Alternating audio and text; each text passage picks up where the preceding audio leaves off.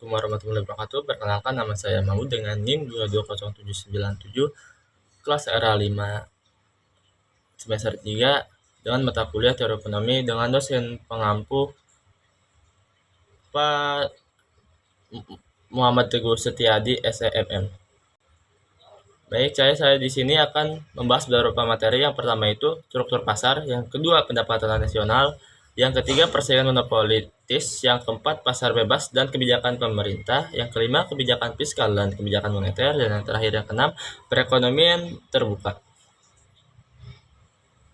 Materi pertama itu struktur pasar. Adapun struktur pasar adalah suatu variabel yang menunjukkan karakteristik dan kondisi suatu pasar seperti jumlah pembeli dan penjualan, keadaan produk, keadaan pengetahuan penjualan pembeli, serta keadaan rintangan pasar. Dan sini pun ada pun fungsi struktur pasar. Yang pertama itu persaingan, yang kedua harga, yang ketiga efisien, dan yang keempat inovasi, yang terakhir distribusi. Adapun jenisnya yaitu yang pertama persaingan, yang kedua monopoli, yang ketiga oligopoli, yang keempat monopolistik, dan yang terakhir oligopsoni. Materi selanjutnya itu pasar persaingan sempurna dan pasar persaingan tidak sempurna. Pasar persaingan sempurna adalah pasar yang di dalamnya terdapat banyak penjualan pembeli. Namun demikian, kedua pihak tidak dapat mempengaruhi harga karena harga telah ditentukan oleh pasar itu tersendiri. Adapun pasar persaingan tidak sempurna, pasar mana yang selisih penjual dan pembelinya sangat banyak, tapi dengan barang atau produk yang sama atau serupa. Harga yang ditawarkan oleh para penjual di pasar persaingan tidak sempurna akan berpengaruh terhadap keseimbangan pasar itu tersendiri. Adapun ciri-ciri struktur pasar, yang pertama itu persaingan sempurna. Yang pertama itu jumlah pembeli dan penjual banyak. Yang kedua, barang atau jasa yang diperjualbelikan bersifat homogen. Yang ketiga, faktor produksi bebas bergerak.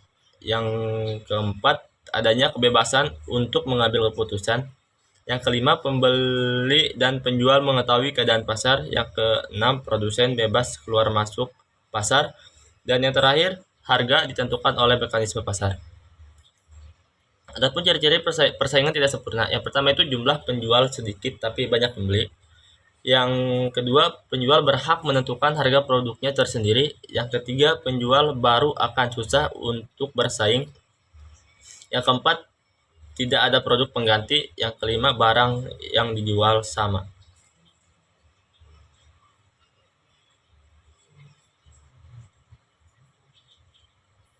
Adapun materi selanjutnya itu pendapatan nasional.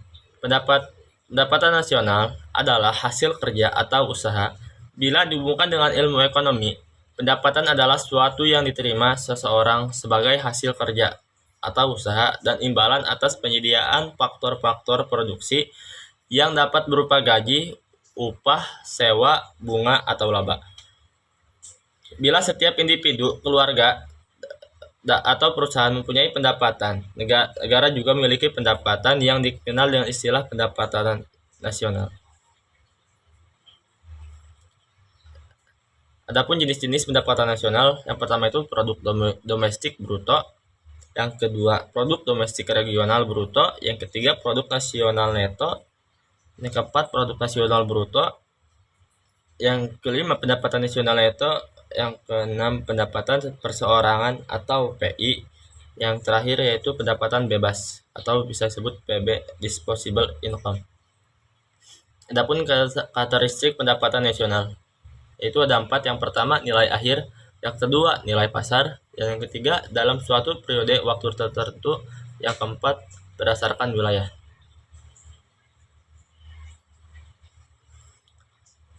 Materi selanjutnya yaitu pasar persaingan monopolis.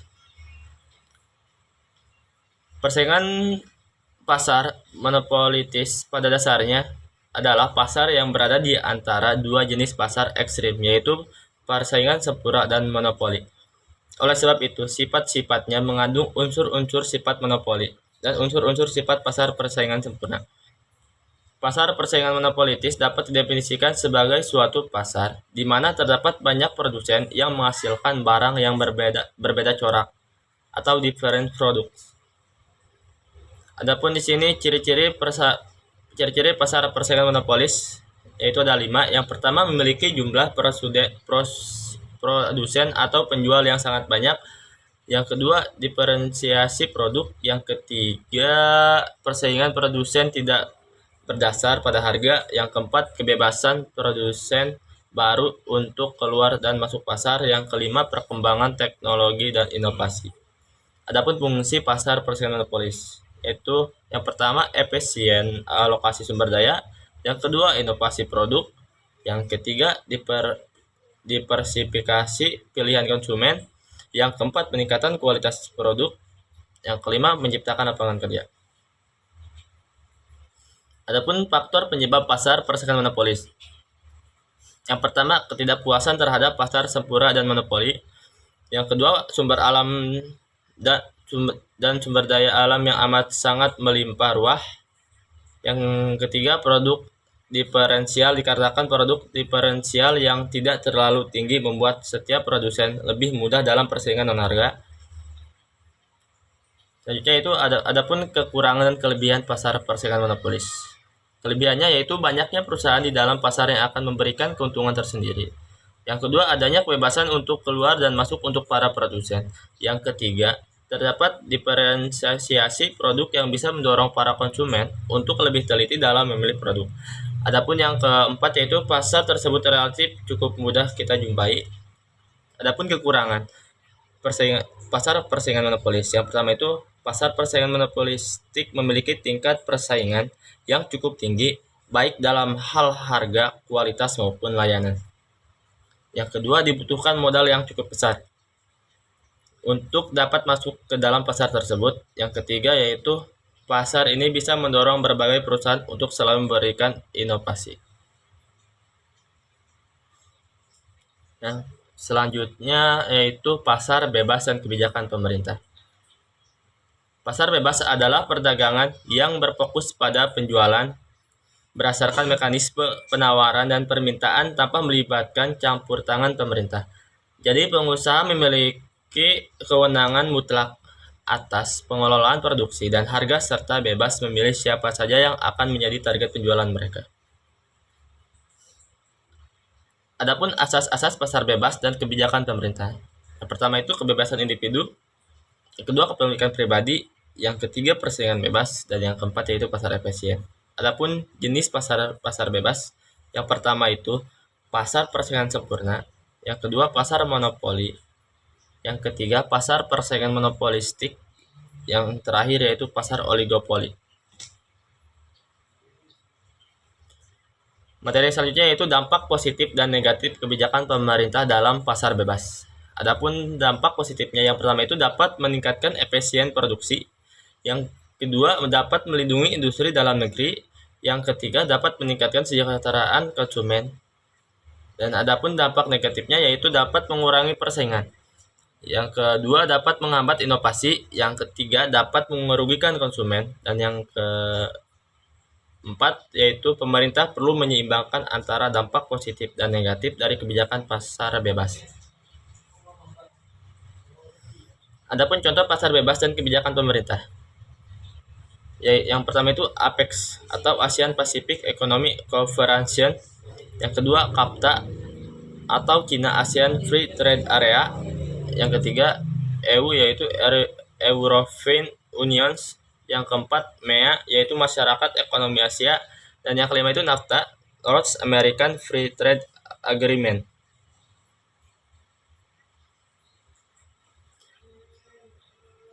Materi yang selanjutnya yaitu kebijakan fiskal dan moneter.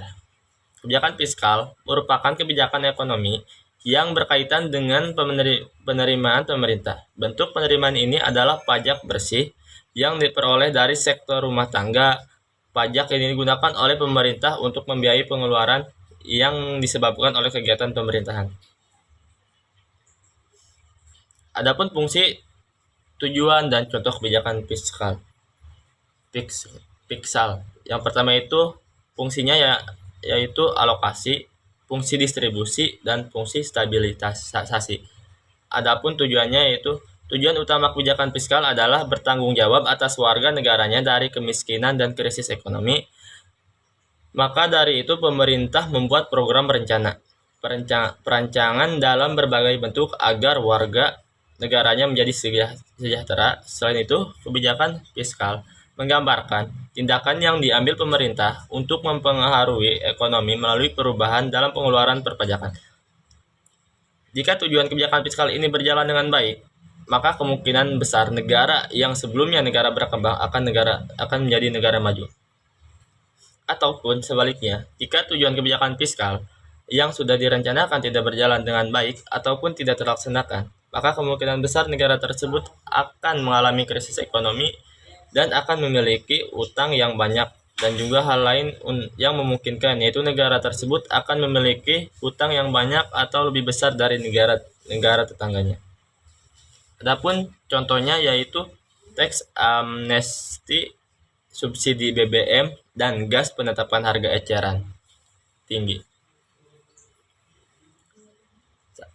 Materi selanjutnya yaitu kebijakan moneter. Definisi kebijakan moneter. Kebijakan moneter merupakan kebijakan dalam upaya mengendalikan perekonomian negara secara makro untuk mencapai perekonomian yang lebih baik dengan cara mengatur jumlah uang yang beredar untuk mencapai tujuan tertentu. Misalnya, menahan inflasi, mencapai pekerja penuh, atau lebih sejahtera. Perekonomian yang baik sendiri dapat dilihat dari kestabilan harga melalui tingkat inflasi yang terkontrol. Adapun fungsi kebijakan moneter, yang pertama itu penjaga kestabilan harga, penjaga iklim investasi, selanjutnya peningkatan neraca pembayaran, penstabil nilai tukar mata uang, yang terakhir penyediaan lapangan kerja. Adapun tujuan kebijakan moneter, yang pertama itu stabilitas ekonomi, yang kedua kesempatan kerja, yang ketiga kestabilan harga, dan yang keempat neraca pembayaran internasional. Adapun contoh kebijakan moneter yang pertama itu pelaksanaan kredit langsung oleh Bank Indonesia, penerbitan surat utang negara, penyediaan fasilitas overdraft, dan yang selanjutnya itu program intervensi rupiah. Materi selanjutnya yaitu perekonomian terbuka. Definisi ekonomi terbuka. Ekonomi terbuka adalah jenis perekonomian yang berinteraksi dengan dunia luar melalui perdagangan internasional, pergerakan modal, transfer informasi dan pengetahuan teknis, dan migrasi tenaga kerja. Perekonomian terbuka adalah perekonomian yang melibatkan diri dalam perdagangan internasional, ekspor dan impor, barang dan jasa, serta modal dengan negara-negara lain. Pada sistem ekonomi yang terbuka, terdapat kemungkinan dari produsen untuk melakukan kegiatan ekspor barang dan produk dagangan dengan tujuan pasar-pasar di negara lain, atau sebaliknya melakukan kegiatan impor atas bahan mentah dan bahan penolong serta mesin atau barang jadi dari luar negeri. Adapun fungsi dan tujuan ekonomi terbuka. Fungsinya yaitu yang pertama perdagangan internasional, yang kedua aliran modal, yang ketiga pengaruh nilai tukar, yang keempat transfer teknologi dan pengetahuan, yang kelima diversifikasi ekonomi, yang keenam yaitu pengaruh harga dan inflasi. Adapun tujuannya yang pertama itu peningkatan pertumbuhan ekonomi, yang kedua diversifikasi ekonomi, yang ketiga peningkatan efisien, yang keempat peningkatan kesejahteraan masyarakat, dan yang kelima itu stabilitas ekonomi, yang keenam transfer teknologi dan pengetahuan, yang terakhir yang itu ketujuh peningkatan daya saing global. Adapun contoh ekonomi terbuka, yang pertama itu ekspor dan impor barang, yang kedua pasar valuta asing atau bisa disebut forex, yang ketiga investasi asing langsung foreign direct investment, yang keempat pengiriman tenaga kerja asing, yang kelima ekspor dan dana. Adapun yang terakhir yaitu kesimpulan dari teori ekonomi, yaitu meliputi beberapa poin yang sangat penting. Salah satunya struktur pasar, karena kita dapat mengetahui tentang seluk-beluk ekonomi yang ada di pasar. Contohnya persaingan pasar. Mungkin itu saja materi yang bisa saya sampaikan. Kurang lebihnya mohon maaf. Khairos anfa mulinas. Sebaik-baiknya manusia adalah manusia yang bermanfaat bagi manusia lain. Assalamualaikum warahmatullahi wabarakatuh.